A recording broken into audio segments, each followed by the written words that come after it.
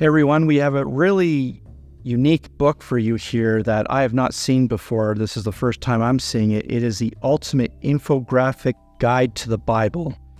As you know how I feel about the word ultimate. It is quite a bold claim, and it'll be really interesting. Even though it's a pretty good size book, it's not super thick, but it's still a healthy size. But that is always a bold claim to make, so we'll see if this really is ultimate. So let's just dive right in here. This is, again, from another team of a duo of an illustrator and a writer.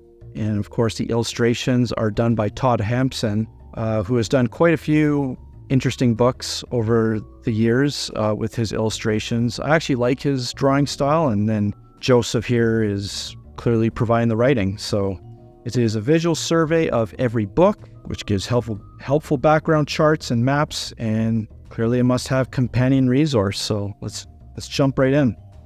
Whew, wow, you're already blasted with all these icons, which looks really cool. Here we go. And we have our contents page here, where part 1 is the story behind the Bible. And then part 2 would be all the books of the Bible. And the third and final part would be Bible history, the Messiah, and the future. Okay, let's take a look at part 1 here, the story behind the Bible. General facts about the Bible. Already, this is pretty impressive. They just break everything down and are providing some really cool, unique facts here. 39 Old Testament books, 27 New Testament books, 40 plus different human writers. Like, these are really cool facts. Of course, the first Bible printed by the Johann Gutenberg, who created the press, which I've seen at the Museum of the Bible, which was pretty cool. So for the first Bible ever printed, 1455, already liking these tidbits of information. And I think I'm really enjoying how everything is structured. You definitely have your H1 headlines, and then you have sort of like your H2, your secondary headlines, and then of course your text. And it's really broken down really well. For a lot of text, it's organized really clearly. It's very colorful. Yeah, it doesn't feel daunting. And of course, when you have page sizes of this large, definitely helps you cram more text in and yet not feel like it's so cluttered. I mean, if there's any opportunity of that being cluttered, to be a page sort of like this. And even that, this isn't too bad. It's just really structured well. And you can tell this is where an artist and illustrator shines in terms of design. A good designer just knows how to handle typography like this. I think this is really cool to really get the backstory of the Bible. I think that a lot of people, I think the story is not ever straight on how this was.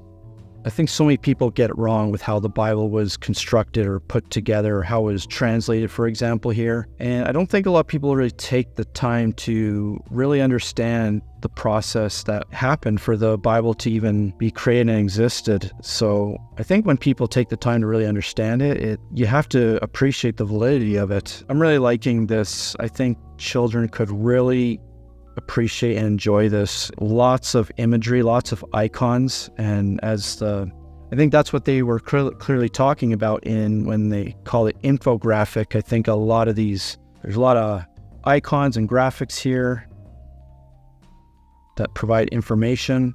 But of course, this isn't the only type of books out there. I think of visual theology, and the one that was the guide to the Bible. That one was still a very great book, but these guys are claiming this is ultimate, so they are impressing me with what I see here. How we got our English Bible, like this would be really cool to read. Another contention people have with the Bible is just how much it was translated. That was always a challenge for people. It's like, if it's being translated that many times, there's got to be errors in it. So hopefully this book sort of addresses that. But yeah, this is just part 1.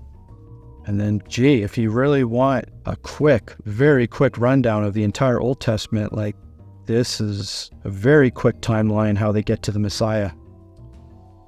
A sizable book being Genesis. Let's see how they handle that one. They clearly run through the days of creation, Noah's Ark, and they definitely make sure to explain all the aspects of the ark, the length, how high it was, the materials, the cargo, and some more factual information from scripture. I mean, I'm really appreciating this. I know it's a pretty sizable book.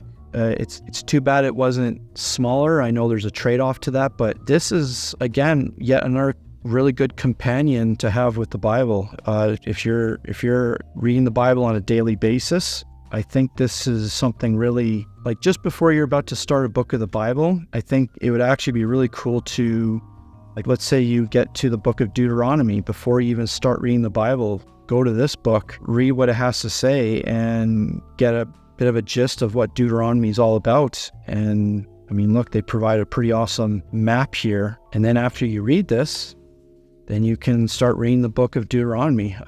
This could be really cool, because this just has really awesome information that not all Bibles provide. I know some Bibles do provide some pretty good maps and helpful backstory information, but I would love to just, before I start reading the book of Judges, just, even though it's just this one page, I mean, I would like to read about all these names first before I then start reading them in the actual Bible. Then I have an idea with what I'm understanding. Like, look, Ruth, this timeline. 1 Samuel, like David versus Goliath, the tail of the tape, where they come from.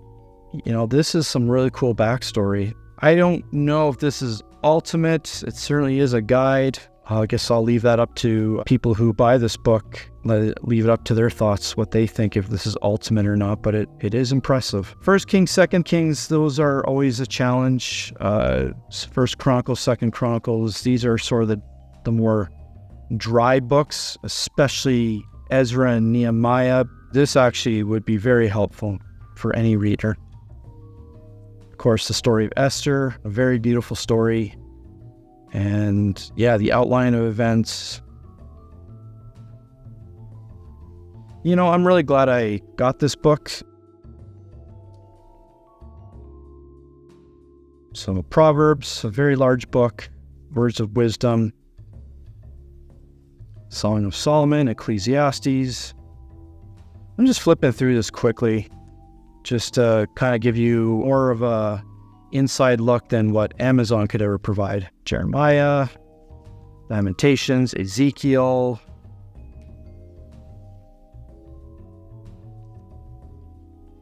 They handle every book in a unique way, and I think that's something really cool. They're just, everyone does something different, and that's something I'm really appreciating about this. The intertestamental silent years, like, this is pretty cool, because you have this massive gap of 400-year period, and that's massive. Like, what went on during that time? And this is pretty cool. They provide a timeline here. And now we're on to the New Testament. Let's see how they handle this one with the Gospels and the story of Jesus.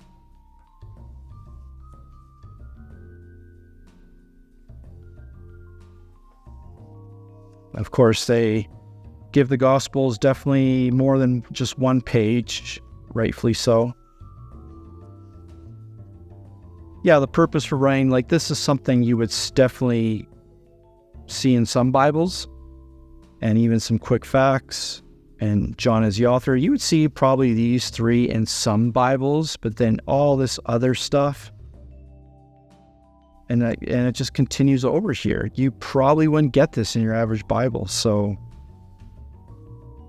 now we have Paul's missionary journeys, which clearly needs a map. Yeah, really awesome stuff here. Very impressed.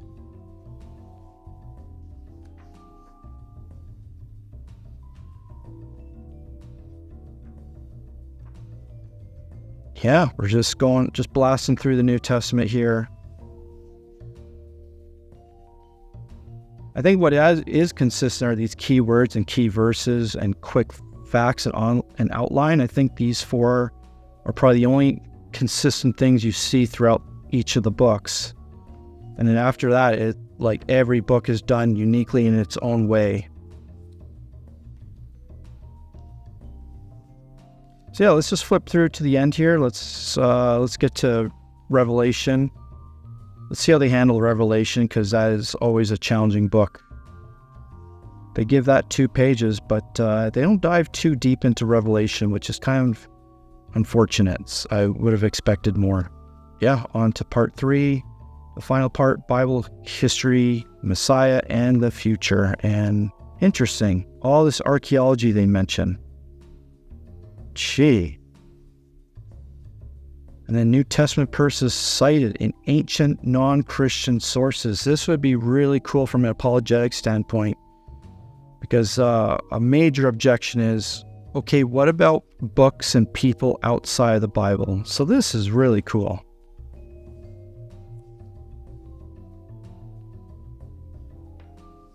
Oh man, there's just so much stuff here.